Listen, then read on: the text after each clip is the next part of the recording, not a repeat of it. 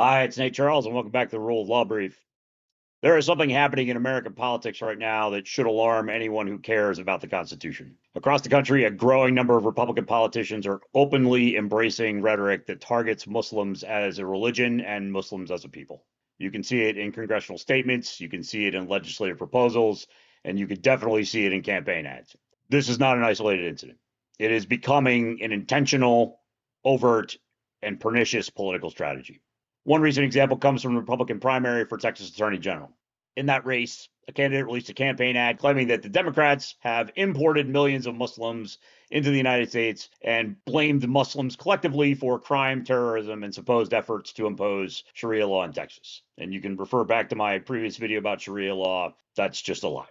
This kind of rhetoric is not just inflammatory, it reflects something deeper and far more pernicious. Now, here's an important caveat. In the United States, people have a First Amendment right to express their opinions, even hateful ones. Politicians have that right as much as anybody else. Private citizens have that right as much as the politicians do.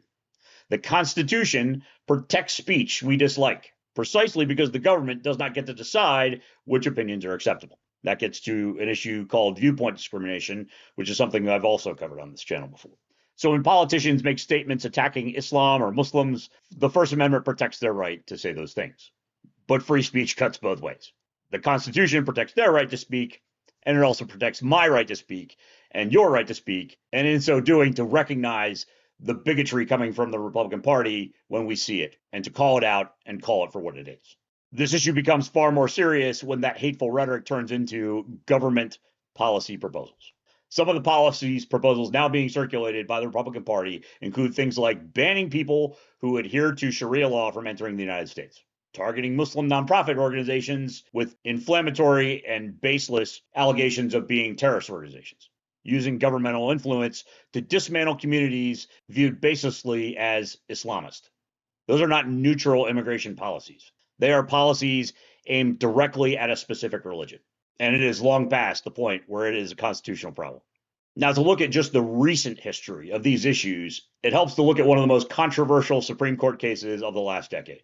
In Trump v. Hawaii, the Supreme Court upheld the first Trump administration's travel ban. This was more widely known as the Muslim ban.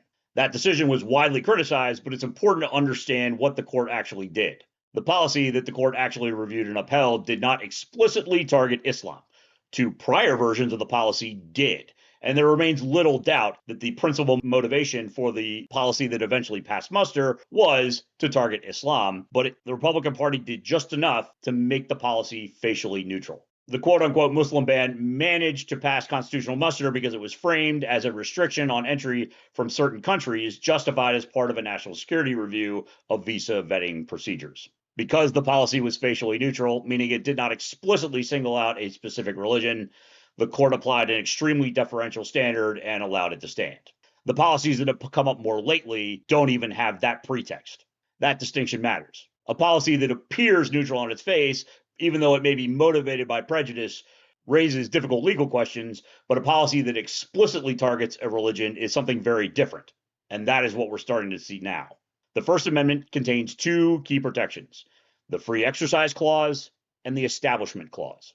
Together, these two clauses of the Constitution form what is commonly referred to as the separation between church and state. Together, they prohibit the U.S. government and state governments from singling out a religion for punishment, exclusion, or hostility. The government cannot declare that one religion is inherently suspect or incompatible with national identity. The government cannot impose policies that treat members of a particular religion as a class apart. When politicians propose policies that explicitly target Muslims as Muslims, they are colliding directly with one of the most fundamental protections and one of the most fundamental rights and fundamental values embodied in the U.S. Constitution. And history offers us a very clear warning about where this kind of rhetoric leads. The Republicans have expressed some dismay with the public at large calling them Nazis, but the Nazis are the closest analog to what we are seeing right now. When governments begin identifying national identity in terms of religion or ethnicity, the next step is almost always legal discrimination. Again, the Nazis are the most infamous example. In the late 30s, they passed something called the Nuremberg Laws, which stripped Jews of citizenship and treated them as a legally inferior class. The policy proposals that are being forwarded by the Republican Party in the United States today are not fundamentally different from the Nuremberg laws of Nazi Germany. The underlying logic and bigotry are identical. They begin with the claim that a minority religion is dangerous, alien, and incompatible with national identity. And those are sentiments taken almost word for word from recent Republican politicians. Then it moves towards policies designated to exclude or marginalize those groups. The 1930s Nazi Party of Germany shows just how dangerous that trajectory can become if it goes unchallenged. The United States was founded on very different principles. In America, the government does not decide which religions are legitimate. Catholics are free to be Catholic. Jews are free to be Jewish. Muslims are free to be Muslims.